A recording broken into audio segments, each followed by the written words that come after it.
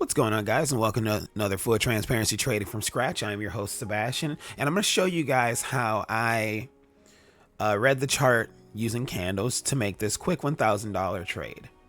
Okay, first, you got to go to the left. You always start by going to the left. You look at the past to see what's going on in the future. And as you can see, our day Thursday, we ran all the way up to 55.54, then we fell all the way down to 55.30, so about $20.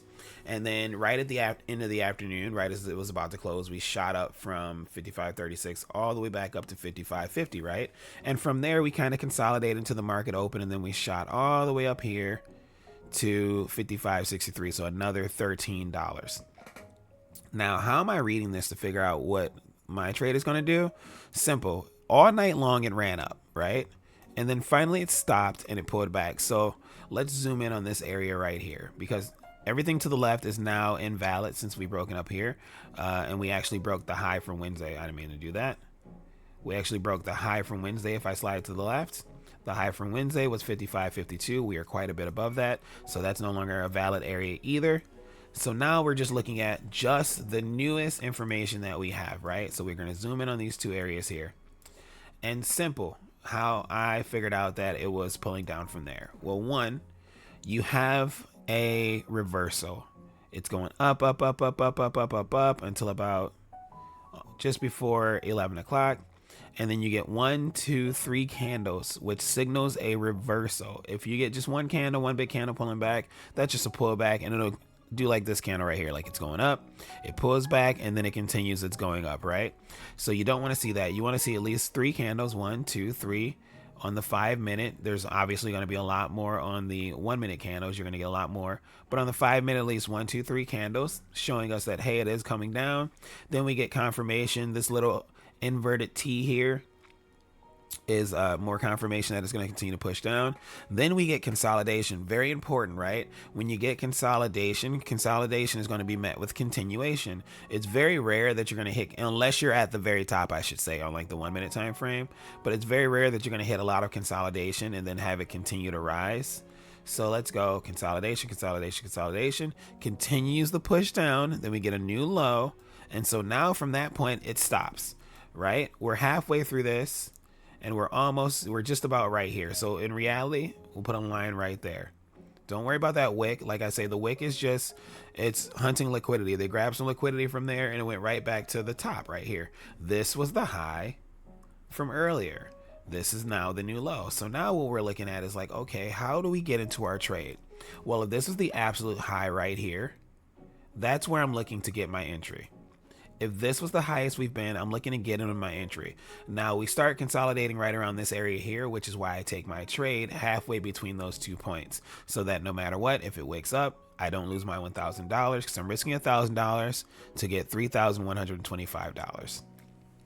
So I'm risking getting in right here. As you can see, I get in at exactly 55.6250, 10 contracts. And then now it pushes up, and it's going to go up to about negative $375. It doesn't scare us at all, because we know that the highest point it's been is right here, and you're going to get some liquidity grabs. You're going to get some stop loss hunting and stuff like that. That's why we risked $1,000. Our stop loss is all the way up here, to where that would be an invalid trade. That would be a poor trade if it ran all the way from there to here. So that's why our stop loss is that high, right? So then we're in that trade. It runs up. You see negative $375. There's no sweat on my brow. And then you see this wick. When this wick forms, oh, I know we're in for a nice little push down. So now you get 5 minutes straight of just pushing down. We get to this area. It shows me $1,000. It won't quite come to this area while I'm in the trade. So I sell out right here at 55.60. I take my $1,000. It consolidates. And yes, I know it's going to continue to push down. But what I don't like to do is sit and watch my screen for 45 minutes. Why? Because there is always another trade. So I found my trade. Let's just zoom out just a little bit so we can see both sides. I found my entry around this point right here, and you're really looking to get in and around this candle. Things were pulling lower. When things are pulling down, more than likely you're not going to get the same equal highs. It's not going to continue to go up perfectly to the high. So I like to get in like right about $1 below. If it does wick up, I'm still good. I'm risking more than enough to make sure that it doesn't knock me out of my trade. So you get the wick up, start to get the pull down. I get my confirmation. I'm excited. Now I'm just waiting for my $1,000 price target, which is just under halfway. So just under half of the move. The full move is over $3,000. Half of the move is $1,500. And then just under that is where I got out, which is at $1,000. You know, and that is the very simple way of how I read these candles from left to right to gauge where I should enter my trade and gauge where I should exit my trade. Was I ever looking to come all the way down here? No, because there's a previous high right here before we pull it down and push back up. I'm looking to come down to this high. We're almost there. But like I said, I'm not going to sit in a trade all morning long. At 4:30, we're going to get some nice movement when the London session starts up. And then maybe I'll look to get into a trade there. But that is how you read candles from left to right in a very simple format for taking a trade. What you're looking for is your highest possible point.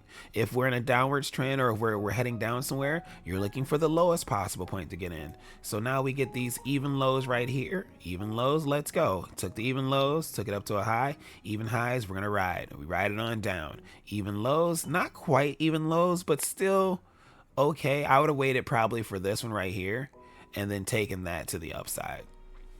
But you guys get what I'm looking for. I'm looking for these even highs for a nice little push down, these even lows for a nice push up. You know, we get our even highs for a second, pushed up over that, but we're good, man. We got an even high with right here, you know, and then that was my signal, like, hey, I'm gonna get in right there for the push down. Thank you guys so much for checking out the video. That is a very simple way of reading candles. Listen, this is not the end all be all. There are so many different trading strategies. You have so many different opportunities and ways to make money in the stock market, be it trading, be it investing, be it scalping, futures, options, Forex, Bitcoin, or cryptocurrency, whatever the case is. So don't get frustrated early on. You got to realize that it's going to take a lot of practice to get really good with this and have a decent understanding of how to read these charts. But once you do, it's going to make you money on a very consistent basis. You guys have a great day. Thank you so much for checking out the video. I'm your boy Sebastian, and I'm out.